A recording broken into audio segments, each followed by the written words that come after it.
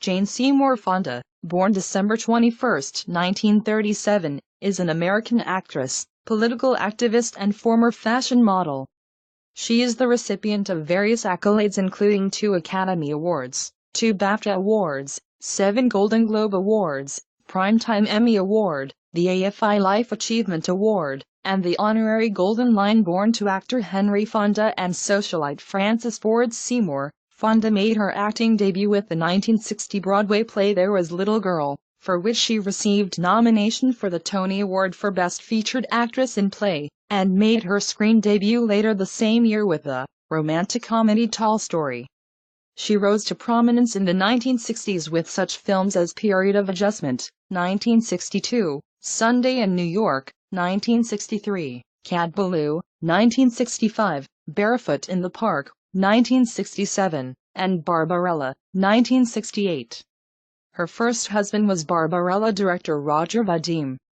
7-time Academy Award nominee, she received her first nomination for They Shoot Horses, Dante, 1969, and went on to win 2 Best Actress Oscars in the 1970s for Clute, 1971, and Coming Home, 1978. Her other nominations were for Julia, 1977, The China Syndrome, 1979, On Golden Pond, 1981, and The Morning After, 1986. Consecutive hits Fun with Dick and Jane, 1977, California Suite, 1978, The Electric Horseman, 1979, and 1980, sustained Fonda's box office drawing power, and she won Primetime Emmy Award for her performance in the 1984 TV film The Dollmaker. In 1982, she released her first exercise video, Jane Fonda's Workout, which became the highest-selling VHS of all time. It would be the first of 22 such videos over the next 13 years, which would collectively sell over 17 million copies. Divorced from second husband Tom Hayden, she married billionaire media mogul Ted Turner in 1991, and retired from acting, following a row of commercially unsuccessful films concluded by Stanley and Amp. Iris, 1990. Fonda divorced Turner in 2001 and returned to the screen with the 2005 hit Monster-in-Law. Though Georgia Rule, 2007, was the star's only other movie during the 2000s, in the early 2010s she fully relaunched her career. Subsequent films have included The Butler, 2013, This Is Where I Leave You, 2014, Youth, 2015, Our Souls at Night, 2017, and Book Club, 2018. In 2009, she returned to Broadway after a 49-year absence from the stage, in the play 33 Variations, which earned her nomination for the Tony Award for Best Actress in Play, while her major recurring role in the HBO drama series The Newsroom, 2012-14, earned her 2 Primetime Emmy Award nominations. She also released another 5 exercise videos between 2009 and 2012. Fonda currently stars as Grace Hansen in the Netflix comedy series Grace and Frankie, which debuted in 2015 and has earned her nominations for Primetime Emmy Award and 3 Screen Actors Guild Awards. Fonda was a visible political activist in the counterculture era during the Vietnam War. She was photographed sitting on North Vietnamese anti-aircraft gun on 1972 visit to Hanoi, during which she gained the nickname Hanoi Jane. During this time, she was effectively blacklisted in Hollywood. She has also protested the Iraq War and violence against women, and describes herself as feminist. In 2005, along with Robin Morgan and Gloria Steinem, she co-founded the Women's Media Center, an organization that works to amplify the voices of women in the media through advocacy, media and leadership training, and the creation of original content. Fonda serves on the board of the organization. Early life. Jane Seymour Fonda was born in New York City on December 21, 1937. Her parents were Canadian-born socialite Frances Ford Brokaw, née Seymour, 1908–1950, and American actor Henry Fonda, 1905–1982. According to her father, their surname came from an Italian ancestor who immigrated to the Netherlands in the 1500s. There, He intermarried, and the family began to use Dutch given names, with Jane's first Fonda ancestor reaching New York in 1650. She also has English, Scottish, and French ancestry. She was named for the third wife of Henry VIII, Jane Seymour, to whom she is distantly related on her mother's side. She had brother, Peter, 1940–2019, who was also an actor, and maternal half-sister, Frances de Villers-Brokaw, also known as Pen, whose daughter is Pilar Correas, the owner of the Pilar Correas Gallery in London in 1950. When Fonda was 12, her mother died by suicide while undergoing treatment at Craig House Psychiatric Hospital in Beacon, New York. Later that year, Fonda's father married socialite Susan Blanchard, born 1928, 23 years his junior. This marriage ended in divorce. At 15, Fonda taught dance at Fire Island Pines, New York. She attended Greenwich Academy in Greenwich, Connecticut. Fonda attended the Emma Willard School in Troy, New York, and Vassar College in Poughkeepsie. Before her acting career, she was model, appearing twice on the cover of Vogue.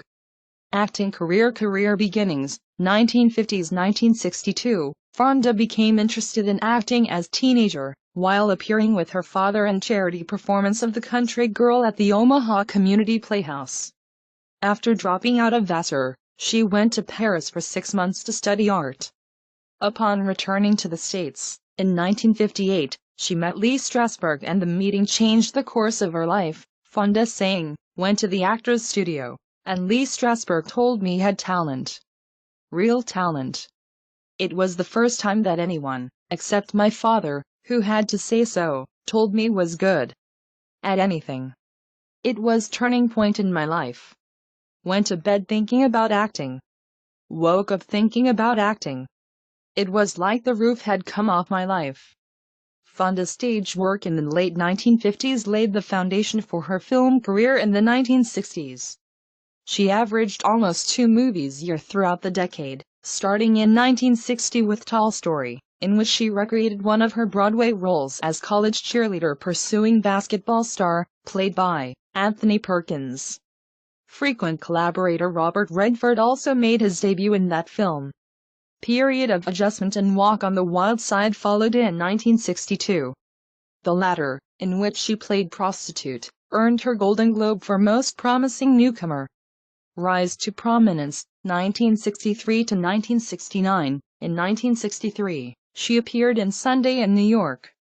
Newsday called her the loveliest and most gifted of all our new young actresses. However, she also had detractors. In the same year, the Harvard Lampoon named her the year's worst actress for the Chapman Report. Fonda's career breakthrough came with Cat Ballou, 1965, in which she played schoolmarm turned outlaw. This comedy western received 5 Oscar nominations, with Lee Marvin winning Best Actor, and was one of the year's top 10 films at the box office. It was considered by many to have been the film that brought Fonda to bankable stardom. The following year, she had starring role in The Chase opposite Robert Redford, in their first film together, and 2-time Oscar winner Marlon Brando.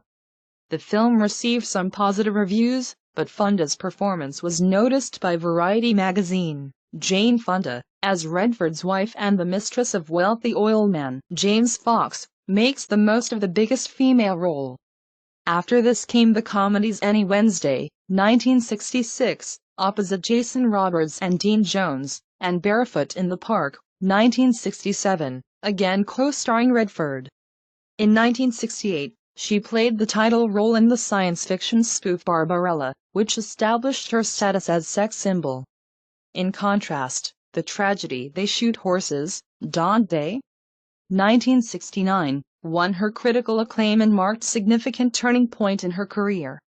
Variety magazine wrote, "Fonda, as the unremittingly cynical loser, the tough and bruised babe of the Dust Bowl, gives dramatic performance that gives the film personal focus and an emotionally gripping power." In addition, renowned film critic Pauline Kael, in her New Yorker review of the film, noted of Fonda, "She has been charming, witty nudie cutie in recent years and now gets chance at an archetypal character."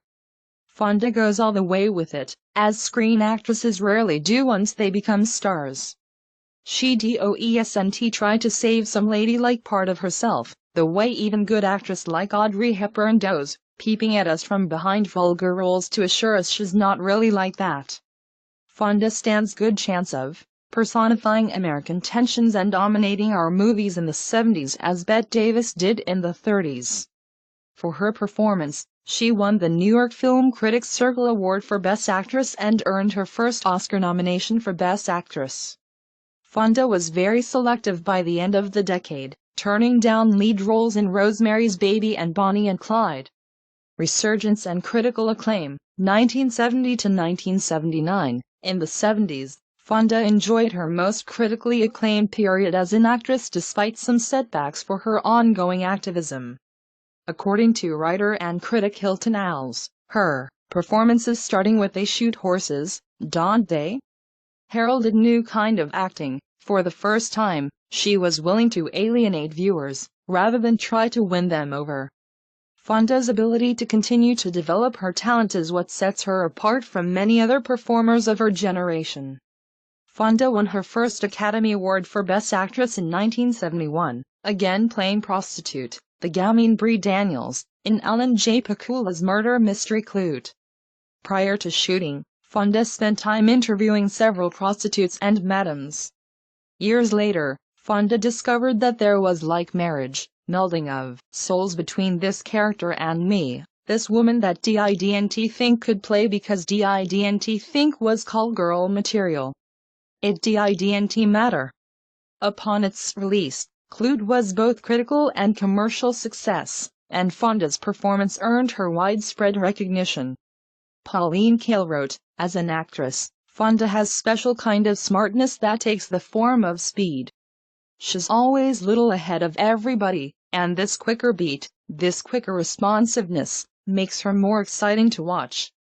This quality works to great advantage in her full-scale, definitive portrait of call girl in Clute. It's good, big role for her, and she disappears into Brie, the call girl, so totally that her performance is very pure, unadorned by acting. She never stands outside Brie, she gives herself over to the role, and yet she isn't lost in it, she's fully in control, and her means are extraordinarily economical. She has somehow got to plane of acting at which even the closest close-up never reveals false thought and, seen on the movie streets block away, she's Brie, not Jane Fonda, walking toward us. There isn't another young dramatic actress in American films who can touch her. Roger Ebert of the Chicago Sun-Times also praised Fonda's performance, even suggesting that the film should have been titled Brie after her character. What is it about Jane Fonda that makes her such fascinating actress to watch? She has sort of nervous intensity that keeps her so firmly locked into film character that the character actually seems distracted by things that come up in the movie. During the 1971 to 1972 award season, Fonda dominated the Best Actress category at almost every major awards ceremony. In addition to her Oscar win, she received her first Golden Globe Award for Best Actress in Motion Picture Drama, her first National Society of Film Critics Award for Best Actress and her second New York Film Critics Circle Award for Best Actress. Between Clute in 1971 and Fun with Dick and Jane in 1977, Fonda did not have major film success. She appeared in Doll's House, 1973, Steelyard Blues and the Bluebird, 1976. In the former, some critics felt Fonda was miscast, but her work as Nora Helmer drew praise, and review in the New York Times opined, though the lossy film is ferociously flawed, recommended for Jane Fonda's performance. Beforehand, it seemed fair to wonder if she could personify someone from the past. Her voice, inflections, and ways of moving have always seemed totally contemporary. But once again she proves herself to be one of our finest actresses, and she's at home in the 1870s, creature of that period as much as of ours. From comments ascribed to her in interviews, some have inferred that she personally blamed the situation on anger at her outspoken political views, can't say was blacklisted, but was graylisted. However, in her 2005 autobiography, my life so far, she rejected such simplification. The suggestion is that because of my actions against the war my career had been destroyed. But the truth is that my career, far from being destroyed after the war, flourished with vigor it had not previously enjoyed. She reduced acting because of her political activism, providing new focus in her life. Her return to acting in series of issue-driven films reflected this new focus. In 1972, Fonda starred as reporter alongside Yves Montand in Tout va bien, directed by Jean-Luc Godard and Jean-Pierre Gorin. The two directors then made Letter to Jane, in which the two spent nearly an hour discussing news photograph of Fonda. Through her production company, IPC Films, she produced films that helped return her to star status. The 1977 comedy film Fun with Dick and Jane is generally considered her comeback picture. Critical reaction was mixed, but Fonda's comic performance was praised. Vincent Canby of the New York Times remarked, "Never have trouble remembering that Miss Fonda is fine dramatic actress, but am surprised all over again every time see her do comedy with the mixture of comic intelligence and abandon she shows here." Also in 1977, she portrayed the playwright Lillian Hellman in Julia, receiving positive reviews from critics.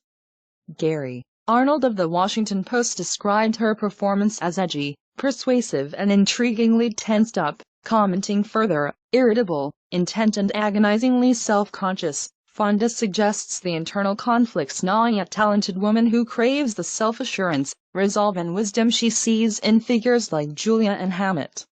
For her performance, Fonda won her first BAFTA Award for Best Actress in Leading Role, her second Golden Globe Award for Best Actress in Motion Picture, Drama, and received her third Best Actress Oscar nomination. During this period, Fonda announced that she would make only films that focused on important issues, and she generally stuck to her word. She turned down An Unmarried Woman because she felt the part was not relevant. In 1978, Fonda was at career peak after she won her second Best Actress Oscar for her role as Sally Hyde, conflicted adulteress in Coming Home, the story of disabled Vietnam War veterans' difficulty in re-entering civilian life. Upon its release, the film was popular success with audiences, and generally received good reviews. Ebert noted that her Sally Hyde was the kind of character you somehow wouldn't expect the outspoken, intelligent Fonda to play, and Jonathan Rosenbaum of the San Diego Reader felt that Fonda was marvel to watch.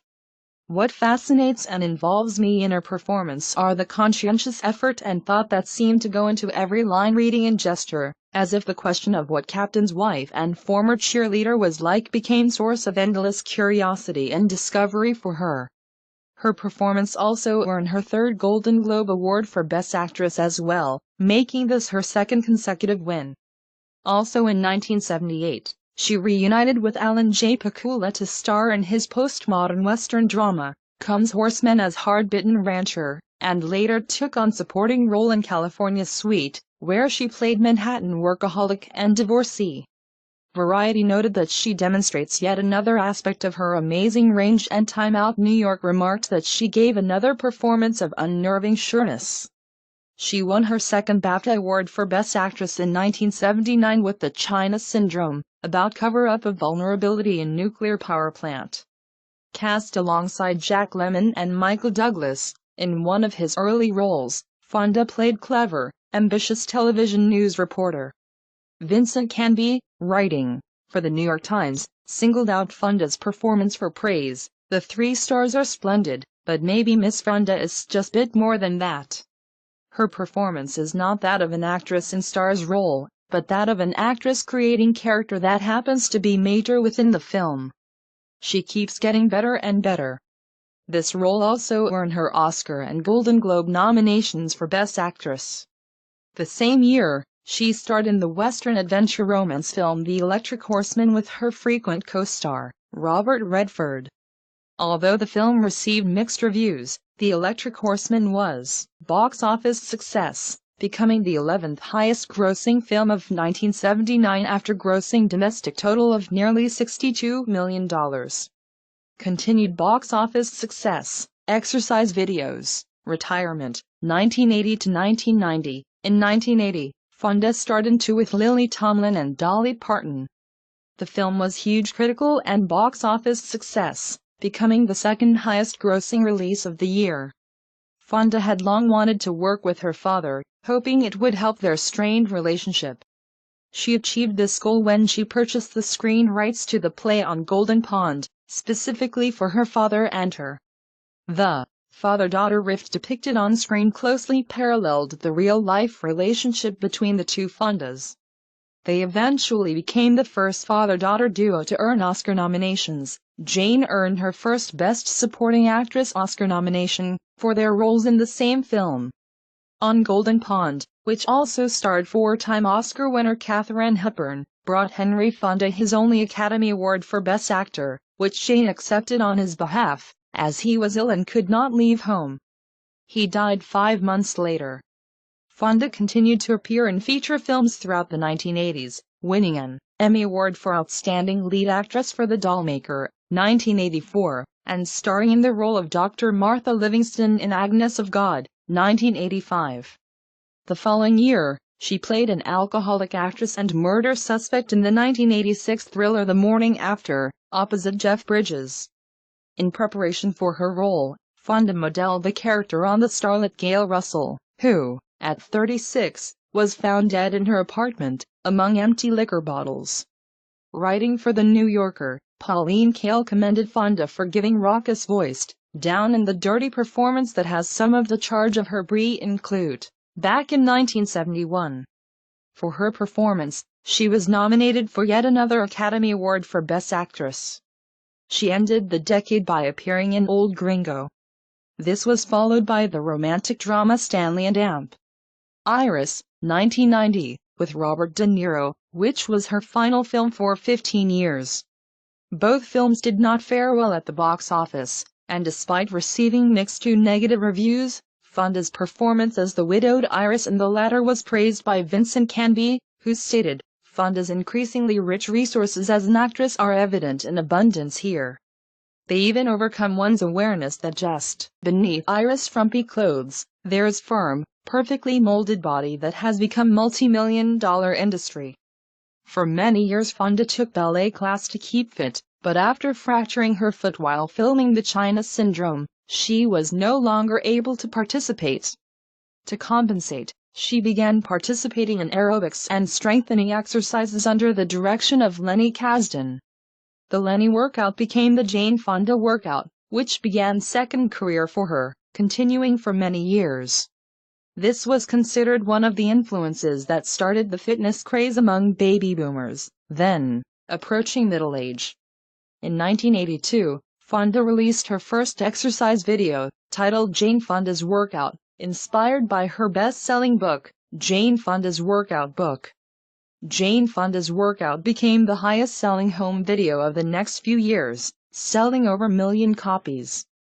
The video's release led many people to buy the then-new VCR in order to watch and perform the workout at home.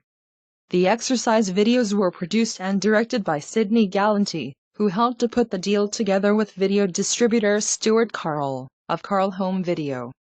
Gallanty produced the first video and 11 more after that. She would subsequently release 23 workout videos with the series selling total of 17 million copies combined, more than any other exercise series. She released 5 workout books and 13 audio programs, through 1995. After 15-year hiatus, she released 2 new fitness videos on DVD in 2010, aiming at an older audience. Return and New Career Prospects, 2005-present. In 1991, after 3 decades in film, Fonda announced her retirement from the film industry. In May 2005, she returned to the screen with the box office success Monster-in-Law, starring opposite Jennifer Lopez. 2 years later, Fonda starred in the Gary Marshall-directed drama Georgia Rule alongside Felicity Huffman and Lindsay Lohan. Georgia Rule was panned by critics, but A.O. Scott of the New York Times felt the film belonged to Fonda and co-star Lohan, before writing, Ms. Fonda's straight back and piercing eyes, the righteous jawline she inherited from her father and reputation for humorlessness all serve her well here, but it is her warmth and comic timing that make Georgia more than provincial scold. In 2009, Fonda returned to Broadway for the first time since 1963, playing Catherine Brandt in Moises Kaufman's 33 Variations. In mixed review, Ben Brantley of the New York Times praised Fonda's layered crispness and her aura of beleaguered briskness that flirts poignantly with the ghost of her spiky, confrontational screen presence as young woman. For those who grew up enthralled with Ms. Fonda's screen image, it's hard not to respond to her performance here, on some level, as personal memento mori. The role earned her Tony nomination for Best Performance by Leading Actress in Play. Fonda filmed her second movie in French when she had leading role in the 2011 drama Altogether. The same year she starred alongside Catherine Keener in Peace, Love and Misunderstanding, playing hippie grandmother. In 2012, Fonda began recurring role as Leona Lansing, CEO of major media company, in HBO's original political drama The Newsroom. Her role continued throughout the show's 3 seasons, and Fonda received 2 Emmy nominations for Outstanding Guest Actress in Drama Series. In 2013, Fonda had small role in The Butler, portraying First Lady Nancy Reagan. She had more film work the following year, appearing in the comedies Better Living Through Chemistry and This Is Where I Leave You. She also voiced character on The Simpsons. She played an acting diva in Paolo Sorrentino's Youth in 2015, for which she earned Golden Globe Award nomination. She also appeared in Fathers and Daughters, 2015, with Russell Crowe. Fonda appears as the co-lead in the Netflix series Grace and Frankie. She and Lily Tomlin play aging women whose husbands reveal they are in love. Filming on the first season was completed in November 2014, and the show premiered online on May 8, 2015. In 2016, Fonda voiced Shrieky in Elena and the Secret of Avalar. In June 2016, the Human Rights Campaign released video in tribute to the victims of the 2016 Orlando gay nightclub shooting. In the video, Fonda and others told the stories of the people killed there. Fonda starred in her 4th collaboration with Robert Redford in the 2017 romantic drama film Our Souls at Night. The film and Fonda's performance received critical acclaim upon release. In 2018, she starred opposite Diane Keaton, Mary Steenburgen, and Candice Bergen in the romantic comedy film Book Club. Although open to mixed reviews, the film was major box office success, grossing $93.4 million against $10 million budget, despite releasing the same day as Deadpool 2. Fonda is the subject of an HBO original documentary entitled Jane Fonda in 5 Acts, directed by the documentarian Susan Lacey. Receiving rave reviews, it covers Fonda's life from childhood through her acting career and political activism and then to the present day. It premiered on HBO on September 24, 2018. Political activism. During the 1960s, Fonda engaged in political activism in support of the civil rights movement, and in opposition to the Vietnam War. Fonda's visits to France brought her into contact with leftist French intellectuals who were opposed to war, an experience that she later characterized as small-c communism. Along with other celebrities, she supported the Alcatraz Island occupation by American Indians in 1969, which was intended to call attention to the failures of the government with regards to treaty rights and the movement for greater Indian sovereignty. She supported Huey Newton and the Black Panthers in the early 1970s, stating, "Revolution is an act of love. We are the children of revolution, born to be rebels. It runs in our blood." She called the Black Panthers our revolutionary vanguard. We must support them with love, money, propaganda and risk. She has been involved in the feminist movement since the 1970s and dovetails her activism in support of civil rights. Opposition to the Vietnam War. In April 1970, Fonda, with Fred Gardner and Donald Sutherland, formed the FTA Tour, Free the Army, play on the troop expression Fuck the Army, an anti-war roadshow designed as an answer to Bob Hope's USO tour. The tour, described as political vaudeville by Fonda, visited military towns along the West Coast, aiming to establish dialogue with soldiers about their upcoming deployments to Vietnam. The dialogue was made into movie, FTA, which contained strong, frank criticism of the war by servicemen and servicewomen. It was released in 1972 on May 4, 1970. Fonda appeared before an assembly at the University of New Mexico, in Albuquerque, to speak on GI rights and issues. The end of her presentation was met with discomforting silence. The quiet was broken when beat poet Gregory Corso staggered onto the stage. Drunk, Corso challenged Fonda, using four-letter expletive YHADNT. She addressed the shooting of 4 students at Kent State by the Ohio National Guard, which had just taken place. Fonda, in her autobiography, revisited the incident, was shocked by the news and felt like fool. On the same day, she joined protest march on the home of university president Pharrell Hetty. The protesters called themselves They Shoot Students, Don't They? Reference to Fonda's recently released film, They Shoot Horses, Don't They? Which was just screened in Albuquerque in the same year. Fonda spoke out against the war at rally organized by Vietnam Veterans Against the War, VVAW, in Valley Forge, Pennsylvania. She offered to help raise funds for VVAW and was rewarded with the title of Honorary National Coordinator. On November 3, 1970, Fonda started a tour of college campuses on which she raised funds for the organization. As noted by the New York Times, Fonda was major patron of the VVAW. Visit to Hanoi between 1965 and 1972, almost 300 Americans, mostly civil rights activists, teachers and pastors, traveled to North Vietnam to see firsthand the war situation with the Vietnamese. News media in the United States predominantly provided U.S. viewpoint, and American travelers to Vietnam were routinely harassed upon their return to the States. Fonda also visited Vietnam, traveling to Hanoi in July 1972 to witness firsthand the bombing damage to the dikes. After touring and photographing dike systems in North Vietnam, she said the United States had been intentionally targeting the dike system along the Red River. Columnist Joseph Kraft, who was also touring North Vietnam, said he believed the damage to the dikes was incidental and was being used as propaganda by Hanoi, and that, if the U.S. Air Force were truly going after the dikes, it would do so in methodical, not harem-scarum way. Sweden's ambassador to Vietnam, however, observed the bomb damage to the dikes and described it as methodic. Other journalists reported that the attacks were aimed at the whole system of dikes. Fonda was photographed seated on an anti-aircraft gun. The photo outraged a number of Americans, and earned her the nickname Hanoi Jane. In her 2005 autobiography, she wrote that she was manipulated into sitting on the battery. She had been horrified at the implications of the pictures. In 2011 entry at her official website, Fonda explained, "It happened on my last day in Hanoi. Was exhausted and an emotional wreck after the 2-week visit. The translator told me that the soldiers wanted to sing me song. He translated as they sung. It was song about the day Uncle Ho declared their country's independence in Hanoi's Ba Dinh Square. Heard these words, all men are created equal. They are given certain rights.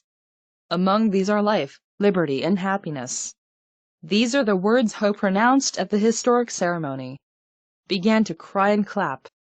These young men should not be our enemy. They celebrate the same words Americans do. The soldiers asked me to sing for them in return. Memorized song called De Ma Di, written by anti-war South Vietnamese students. Knew was slaughtering it, but everyone seemed delighted that was making the attempt. Finished. Everyone was laughing and clapping, including me. Here is my best, honest recollection of what happened. Someone, I don't remember who, led me towards the gun, and sat down, still laughing, still applauding. It all had nothing to do with where was sitting. Hardly even thought about where was sitting. The cameras flashed. It is possible that it was set up, that the Vietnamese had it all planned. We'll never know. But if they did, can't blame them. The buck stops here. If was used, allowed it to happen. 2-minute lapse of sanity that will haunt me forever. But the photo exists, delivering its message regardless of what was doing or feeling. Carry this heavy in my heart. have apologized numerous times for any pain may have caused servicemen and their families because of this photograph. It was never my intention to cause harm. Fonda made radio broadcasts on Hanoi radio throughout her 2-week tour, describing her visits to villages, hospitals, schools, and factories that had been bombed, and denouncing U.S. military policy. During the course of her visit, Fonda visited American prisoners of war, POWs, and brought back messages from them to their families. When stories of torture of returning POWs were later being publicized by the Nixon administration, Fonda said that those making such claims were hypocrites and liars and pawns, adding about the prisoners she visited, these were not men who had been tortured. These were not men who had been starved. These were not men who had been brainwashed. In addition, Fonda told the New York Times in 1973, "I'm quite sure that there were incidents of torture. But the pilots who were saying it was the policy of the Vietnamese and that it was systematic, believe that's lie." Her visits to the POW camp led to persistent and exaggerated rumors which were repeated widely, and continued to circulate on the internet decades later. Fonda, as well as the name POWs, have denied the rumors, and subsequent interviews with the POWs showed these allegations to be false. The persons named had never met Fonda. In 1972, Fonda helped fund and organize the Indochina Peace Campaign, which continued to mobilize anti-war activists in the U.S. after the 1973 Paris Peace Agreement, until 1975 when the United States withdrew from Vietnam because of her tour of North Vietnam during wartime and the subsequent rumors. Resentment against her among some veterans and currently serving U.S. military persists.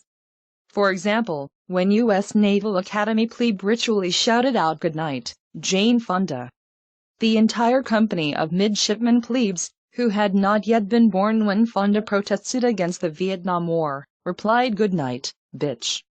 This practice has since been prohibited by the Academy's plebe summer standard operating procedures. In 2005, Michael A. Smith, U.S. Navy veteran, was arrested for disorderly conduct in Kansas City, Missouri, after he spat chewing tobacco in Fonda's face during book signing event for her autobiography, My Life So Far. He told reporters that he considered it a debt of honor, adding she spit in our faces for 37 years. It was absolutely worth it. There are a lot of veterans who would love to do what did. Fonda refused to press charges. Regrets. In 1988 interview with Barbara Walters, Fonda expressed regret for some of her comments and actions, stating, "Would like to say something, not just to Vietnam veterans in New England, but to men who were in Vietnam, who hurt, or whose pain caused to deepen because of things that said or did was trying to help end the killing and the war, but there were times when was thoughtless and careless about it, and am very sorry that hurt them, and want to apologize to them and their families. Will go to my grave regretting the photograph of me in an anti-aircraft gun, which looks like was trying to shoot at American planes. It hurt so many soldiers. It galvanized such hostility. It was the most horrible thing could possibly have done. It was just thoughtless."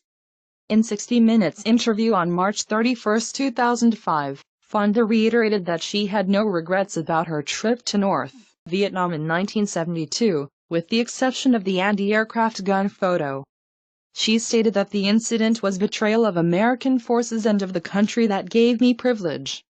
Fonda said, "The image of Jane Fonda, Barbarella, Henry Fonda's daughter, sitting on an enemy aircraft gun was betrayal. The largest lapse of judgment that can even imagine."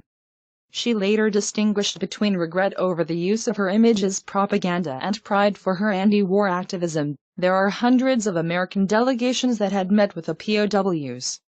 Both sides were using the POWs for propaganda. It's not something that we'll apologize for. Fonda said she had no regrets about the broadcasts she made on Radio Hanoi, something she asked the North Vietnamese to do. "Our government was lying to us and men were dying because of it, and felt had to do anything that could to expose the lies and help end the war."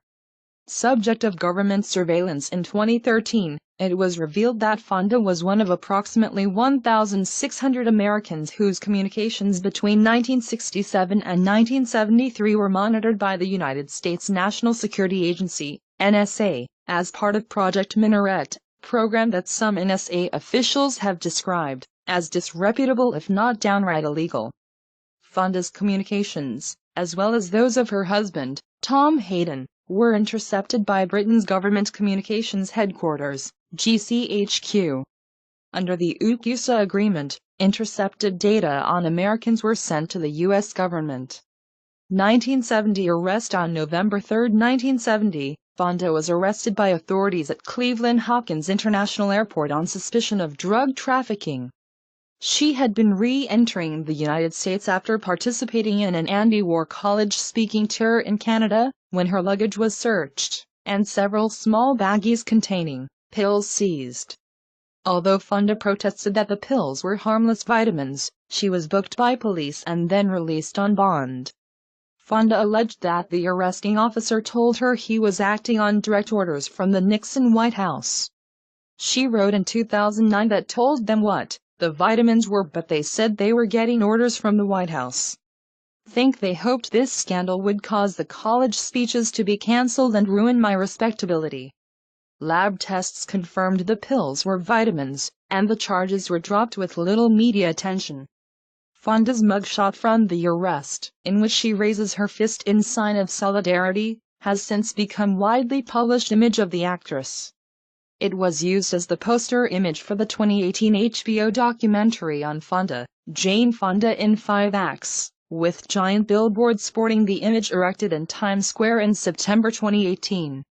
In 2017, she began selling merchandise with her mugshot image to benefit the Georgia Campaign for Adolescent Power and AMP. Potential feminist causes. In early March 2017, in an interview with Brie Larson, published by People magazine, Fonda stated, "One of the great things the women's movement has done is to make us realize that rape and abuse is not our fault. We were violated and it's not right." She said, "I've been raped, I've been sexually abused as a child, and I've been fired because wouldn't sleep with my boss." She said, "Always thought it was my fault. That didn't do or say the right thing. No young girls who've been raped and didn't even know it was rape. They think it must have been because said no the wrong way."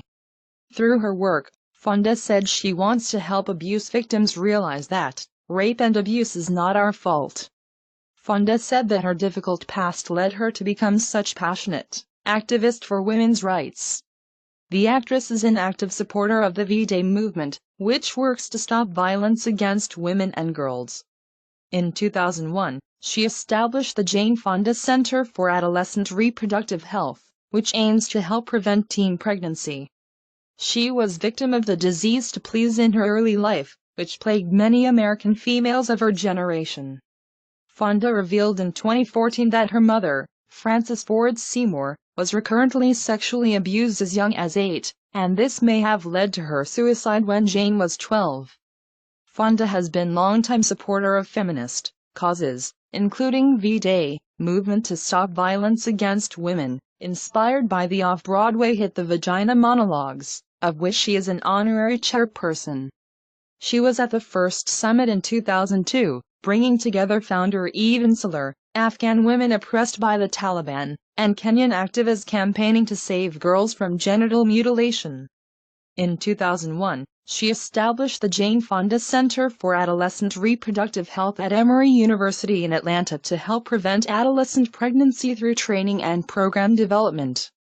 On February 16, 2004, Fonda led March through Ciudad Juarez, with Sally Field, Eve Ensler and other women, urging Mexico to provide sufficient resources to newly appointed officials in helping investigate the murders of hundreds of women in the rough border city.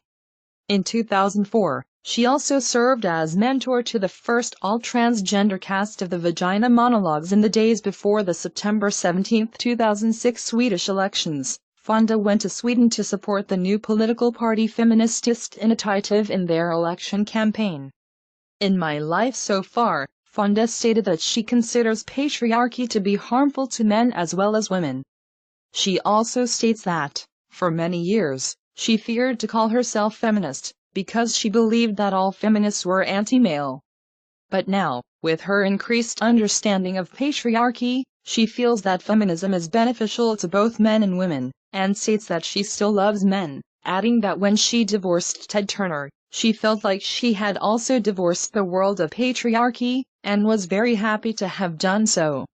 In April 2016, Fonda said that while she was glad that Bernie Sanders was running, she predicted Hillary Clinton would become the first female president, whose win Fonda believed would result in violent backlash.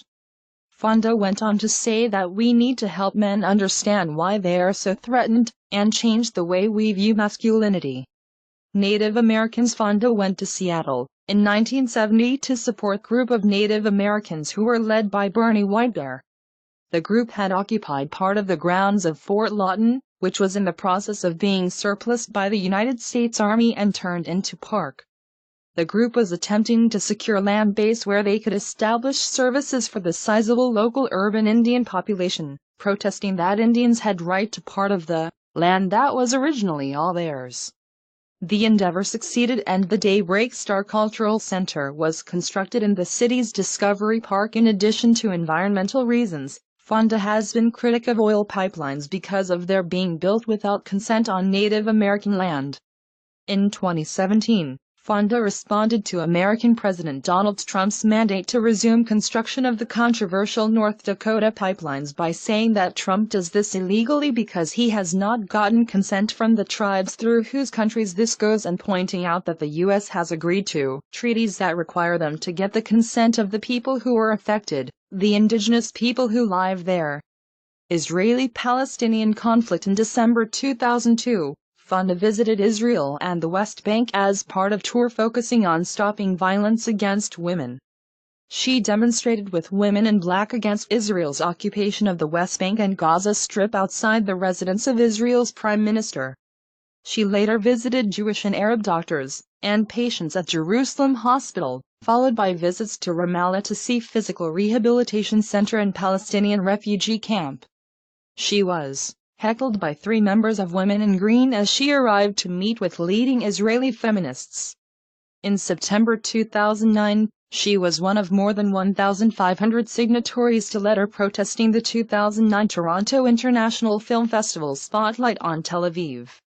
The protest letter said that the Spotlight on Tel Aviv was part of the Israeli propaganda machine because it was supported in part by funding from the Israeli government and had been described by the Israeli Consul General Amir Gissin as being part of Brand Israel campaign intended to draw attention away from Israel's conflict with the Palestinians. Other signers included actor Danny Glover, musician David Byrne, journalist John Pilger, and authors Alice Walker, Naomi Klein, and Howard Zinn. Rabbi Marvin Heyer of the Simon Wiesenthal Center stated that people who support letters like this are people who do not support two-state solution. By calling into question the legitimacy of Tel Aviv, they are supporting one-state solution, which means the destruction of the state of Israel. Heyer continued, saying that it is clear that the script the protesters are reading from might as well have been written by Hamas. Fonda, in the Huffington Post, said she regretted some of the language used in the original protest letter and how it was perhaps too easily misunderstood. It certainly has been wildly distorted. Contrary to the lies that have been circulated, the protest letter was not demonizing Israeli films and filmmakers. She continued, writing, the greatest rebranding of Israel would be to celebrate that country's long-standing, courageous and robust peace movement by helping to end the blockade of Gaza through negotiations with all parties to the conflict, and by stopping the expansion of West Bank settlements. That's the way to show Israel's commitment to peace, not PR campaign.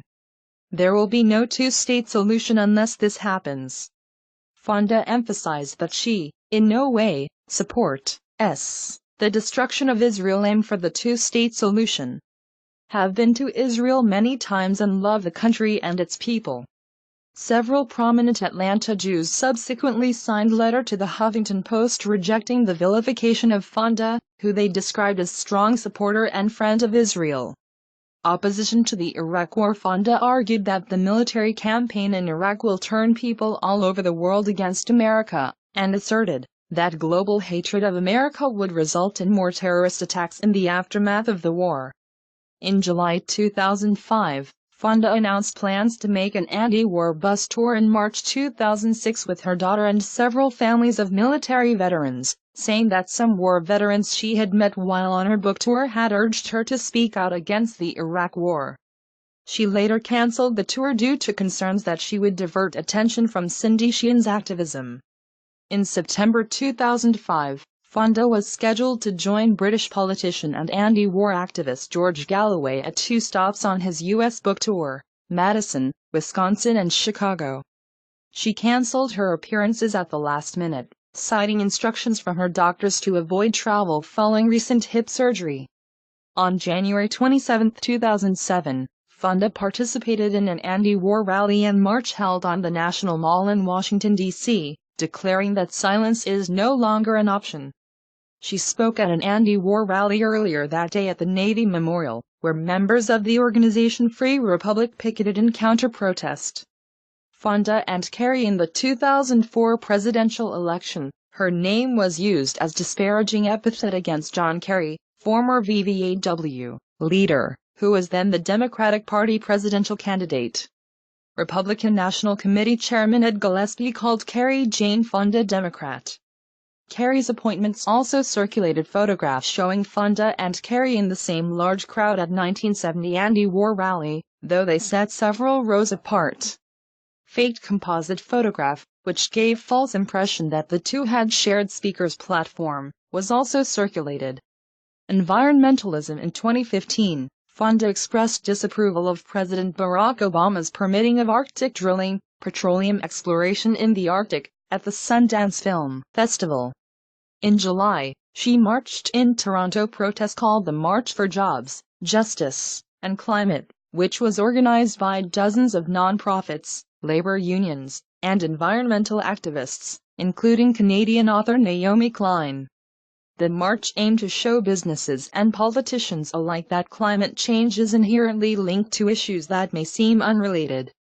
In addition to issues of civil rights, Fonda has been an opponent of oil developments and their adverse effects on the environment.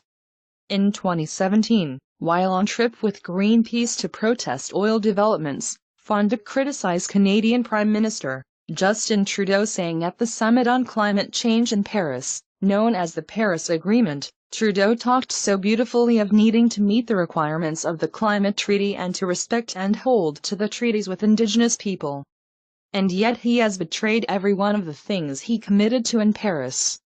Climate change. On October 11, 2019, Fonda was arrested protesting with the group Oil Change International on the steps of the United States Capitol in Washington at climate change demonstration. Writing on April 5, 2005, Random House released Fonda's autobiography My Life So Far. The book describes her life as a series of 3 acts, each 30 years long, and declares that her third act will be her most significant, partly because of her commitment to the Christian religion, and that it will determine the things for which she will be remembered. Fonda's autobiography was well received by book critics and noted to be as beguiling and as maddening as Jane Fonda herself in its Washington Post review, calling her beautiful bundle of contradictions. The New York Times called the book achingly poignant. In January 2009, Fonda started chronicling her Broadway return and blog, with posts about topics ranging from her Pilates class to fears and excitement about her new play. She uses Twitter and has Facebook page. In 2011, Fonda published new book, Prime Time, Love, Health, Sex, Fitness, Friendship, Spirit, Making the Most of All of Your Life. It offers stories from her own life as well as from the lives of others, giving her perspective on how to better live what she calls the critical years from 45 and 50, and especially from 60 and beyond. Charitable work. Fonda's charitable works have focused on youth and education, adolescent reproductive health, environment, human services, and the arts.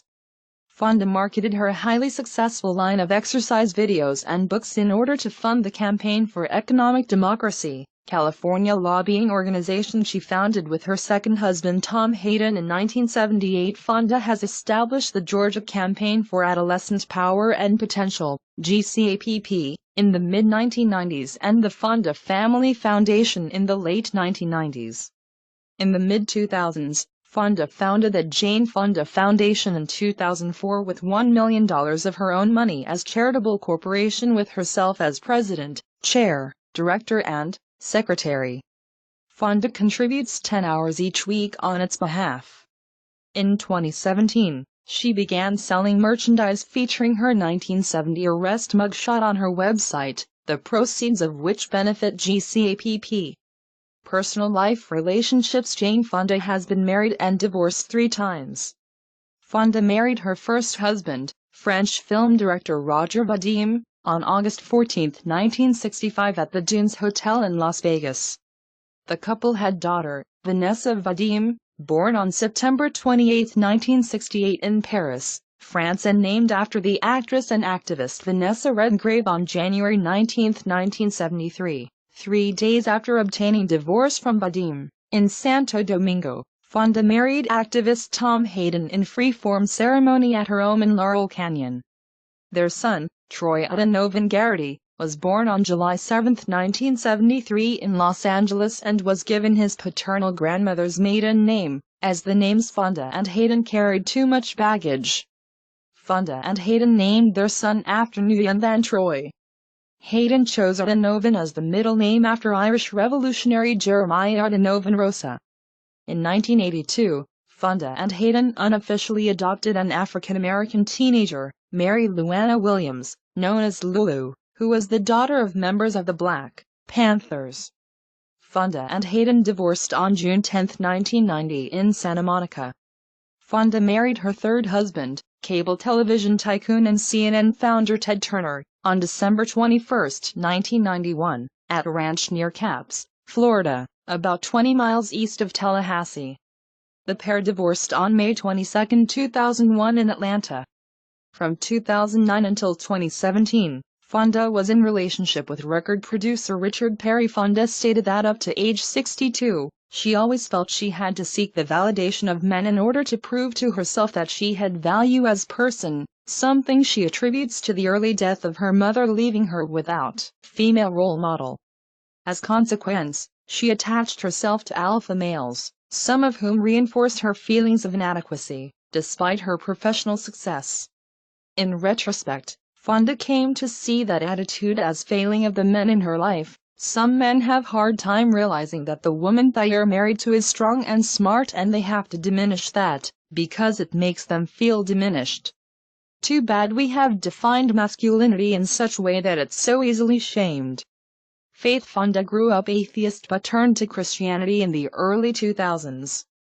She describes her beliefs as being outside of established religion with more feminist slant, and views God as something that lives within each of us as spirit, or soul. She practices Zazen meditation and yoga. Health. As child, Fonda suffered from poor self-image and lacked confidence in her appearance, an issue exacerbated by her father Henry Fonda. About that, Fonda said, "Was raised in the 50s, was taught by my father, actor Henry Fonda, that how looked was all that mattered, frankly. He was good man, and was mad for him, but he sent messages to me that fathers should not send. Unless you look perfect, you are not going to be loved." In adulthood, Fonda developed bulimia, which took toll on her quality of life for many years, an issue that also affected her mother Frances Ford Seymour, who committed suicide when Fonda was 12. On the subject of her recovery from bulimia, Fonda said, "It was in my 40s, and if you suffer from bulimia, the older you get, the worse it gets. It takes longer to recover from bout." Had career, was winning awards, was supporting non-profits, had family, had to make choice, live or die. Fonda was diagnosed with breast cancer and osteoporosis in her later years. She underwent lumpectomy in November 2010, and recovered. In April 2019, Fonda revealed she had cancerous growth removed from her lower lip the previous year and had pre-melanoma growths removed from her skin. Awards and honors. In 1962, Fonda was given the honorary title of Miss Army Recruiting by the Pentagon in 1981. She was awarded the Women in Film Crystal Award in 1994. The United Nations Population Fund made Fonda Goodwill Ambassador. In 2004, she was awarded the Women's E! News 21 Leaders for the 21st Century Award as one of 7 who changed their worlds. In 2007, Fonda was awarded an honorary Palme d'Or by Cannes Film Festival President Gilles Jacob for career achievement. Only 3 others had received such an award: Jean Moreau, Elaine Resnais, and Gerard Oury. In December 2008, Fonda was inducted into the California Hall of Fame, located at the California Museum for History, Women and the Arts. In November and December 2009, she received the National German Sustainability Award and New York Women's Agenda Lifetime Achievement Award. She was also selected as the 42nd recipient, 2014, of the AFI Life Achievement Award. In 2017, she received Golden Camera Lifetime Achievement Award. She was one of 15 women selected to appear on the cover of the September 2019 issue of British Vogue, by guest editor Meghan, Duchess of Sussex. Filmography. See also List of actors with Academy Award nominations. List of actors with 2 or more Academy Awards in acting categories. List of actors with 2 or more Academy Award nominations in acting categories. List of awards and nominations received by Jane Fonda. References. Bibliography. External links. Official website Jane Fonda on IMDb. Jane Fonda at the Internet Broadway Database. Jane Fonda at the University of Wisconsin's Actors Studio Audio Collection. Appearances on C-SPAN. Jane Fonda on Charlie Rose. Works by or about Jane Fonda in libraries. World Cat Catalog. Jane Fonda collected news and commentary. The New York Times. Jane Fonda profile at TurnerClassicMoviesAbout.com. Article about Fonda's Vietnam-era activities. Jane Fonda and Gloria Steinem discuss the Women's Media Center, their nonprofit media organization. Video. Fonda Family Genealogy Photo Gallery at CBS News. Jane Fonda video produced by Makers, Women Who Make America. An interview with Jane Fonda on gender,